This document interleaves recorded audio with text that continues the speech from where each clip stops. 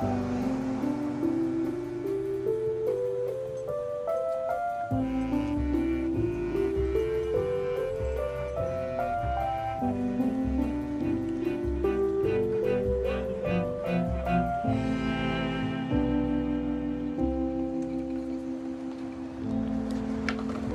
thought we should take this walk together. And one of the things I wanted to talk about was what it means for us to take a walk together.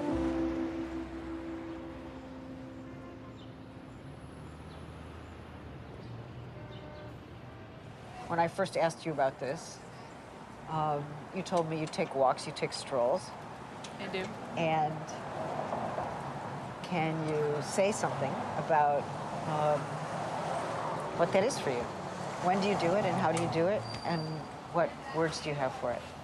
Well, I think that I always go for a walk, probably every day I go for a walk. And I always tell people that I'm going for a walk, so I use that word. And most of the disabled people who I know use that term also.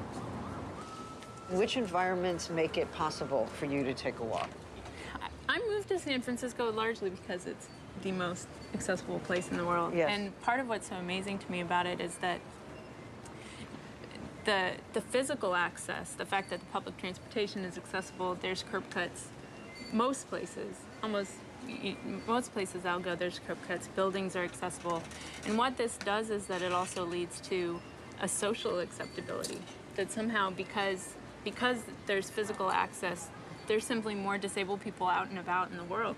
And so people have learned how to interact with them and are used to them in a certain way. And so the physical access actually leads to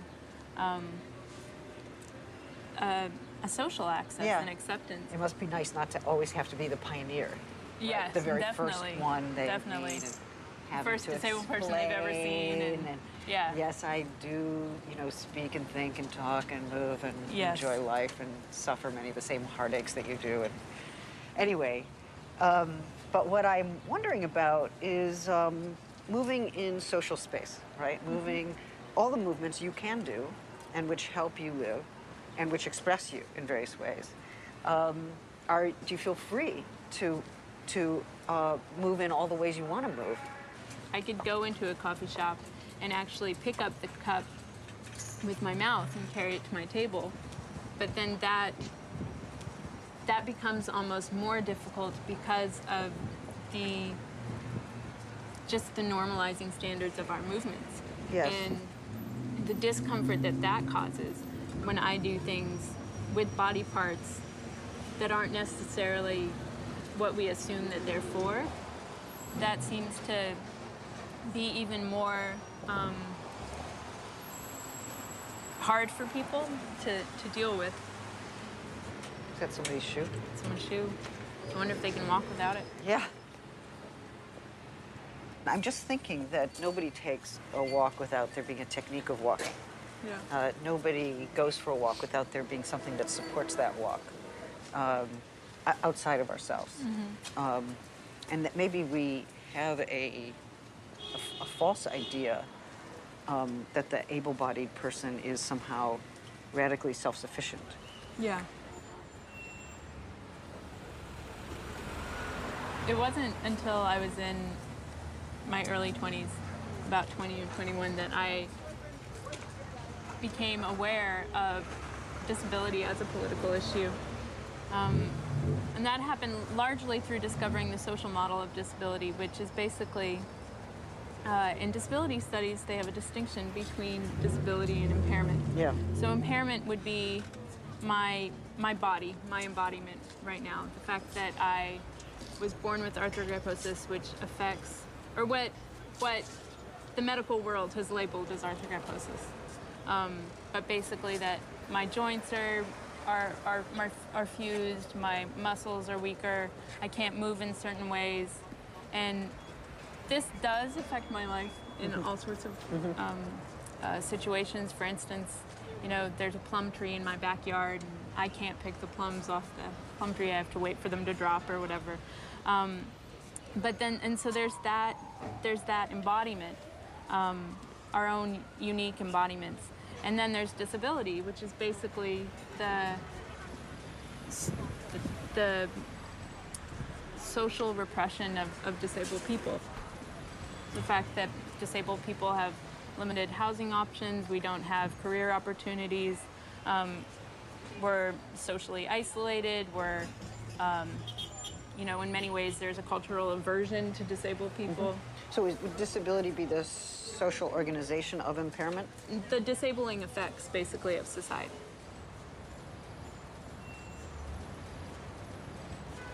What happened? Did you come in contact with disability activists, or did you read certain things? Or? I read a book review, actually. Oh, really? Yeah, I just read a book review, and when that happened, I lived in Brooklyn, and I would really try to make myself go out and just order a coffee by myself. Yes. And I would sit for hours beforehand in the park just trying to get up the nerve to do that. Oh. In a way, it's a political protest for me to go in and order a coffee and demand help, simply because, in my opinion, help is something that we all need. Yes. And it's something that is you know, looked down upon and not really taken care of in this society when we all need help. Yes. And we're all interdependent in all Yes. sorts of ways.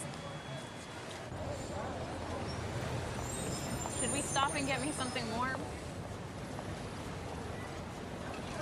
I don't know. That's pretty Let's fancy. go find something good. Yeah, I think it would probably fall off my shoulders. Although I guess we could try it on. Okay, so basically that's the back, yeah. So that would be, yep. Okay. Other arm. Other arm.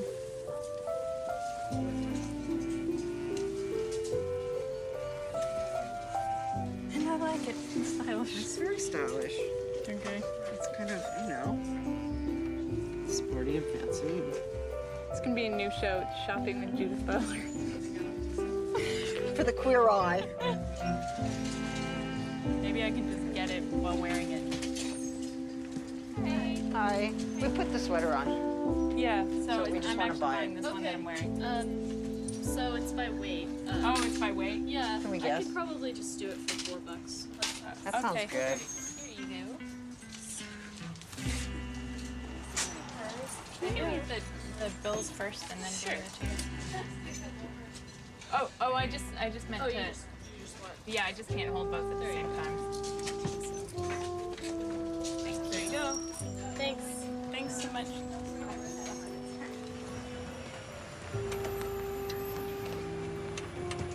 I think gender and disability converge in a whole lot of different ways. Yeah. But one thing I think both movements do is get us to rethink what the body can do. There's an essay by the philosopher Gilles Deleuze called "What Can a Body Do?" And the question is supposed to challenge the traditional ways in which we think about bodies, right? We usually ask, you know, what is a body, or what is the ideal form of a body, or, you know, what's the difference between the body and the soul, and that kind of thing. Yeah. But what can a body do is a different question. It isolates a set of capacities and a set of instrumentalities or actions, and we are kind of assemblages of those things. And I like this idea. It's not like there's an essence, and it's not like there's an ideal morphology. You know, what a body should look like. It's exactly not that question. Yeah. Yeah. Or what a body should move like. And one of the things that I found in thinking about gender and even violence against sexual minorities or gender minorities, people whose gender presentation doesn't conform with standard ideals of femininity or masculinity, is that very often it comes down to you know, how people walk, how they use their hips, what they do with their body parts, what they use their mouth for, what they use their anus for, or what they allow their anus to be used for. There's a guy in Maine who I guess he was around 18 years old, and he walked with a very distinct swish, you know, hips going one way or another, and very feminine walk. But one day, he was walking to school, and he was attacked by 3 of his classmates, and he was thrown over a bridge, and he was killed. And the question that community had to deal with, and indeed the entire media that covered this event, was, you know, how could it be that somebody's gait, that somebody's style of walking could engender the desire to kill that person? And that, you know, that makes me think about the walk in a different way. I mean, a walk can be a dangerous thing. I'm just remembering when I was little, when I did walk, I would be told that I walked like a monkey. Oh. And I think that for a lot of you know, disabled people, the violence and the sort of the hatred exists a lot in this reminding of people that our bodies are going to age and are going to die. And, you know, in some ways I wonder also just, you know, just thinking about the monkey comment, if it is also a level of, and this is just a thought off the top of my head right now, but just the sort of where our boundaries lie as a human and what becomes non-human. Well, it makes me wonder whether the person was anti-evolutionary. You know, yeah. Maybe they were creationists. Yeah, I don't. It's like, well, why shouldn't we have some resemblance to the monkey? I mean, well, the monkey's actually always been my favorite animal too. So actually, quite a lot of the time, I was flattered. Exactly. Yeah. But that when in those in between moments of, you know, in between male and female, or in between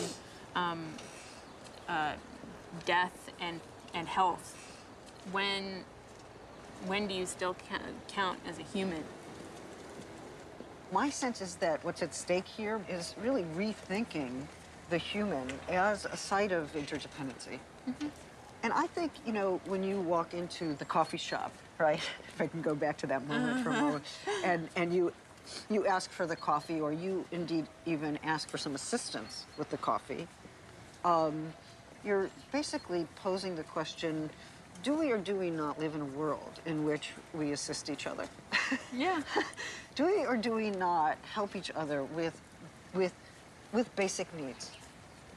And are basic needs there to be decided on as a social issue, and not just my personal individual issue or your personal individual issue?